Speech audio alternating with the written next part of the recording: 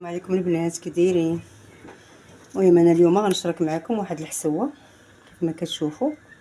ها هي ديال البلبوله ديالها، ها هي اللي مخلطه فيها جميع ما يكون كيف ما كتشوفوا. فيها العدس، فيها كل شيء، فيها الزرع، فيها الذره، فيها العدس الاحمر، العدس الكحل، فيها كل شيء، فيها السانوج، فيها زرع الكتان. كيف ما راه كتشوفوا مخلطه من جميع الانواع ديالها.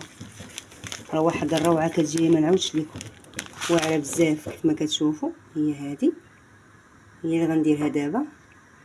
انا خديت دابا من هنايا الماء ودرت فيه، درت واحد جوج مطيشات محكوكين على حساب ما كناكلش انا الحليب، كناكلو غير طبيعي ومره مره.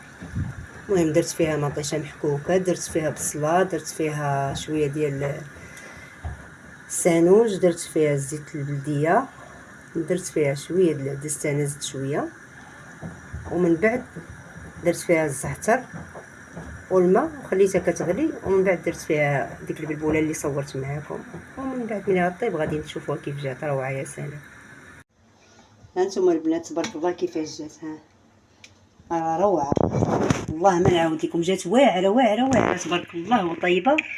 غتزيدي على شويه زيت بلديه من الفوق صافي، وتحركي بحال هكذا وتاكلي كيف ما كتشوفي. بسم الله ما شاء الله، والله العظيم ما تشبعوا منها.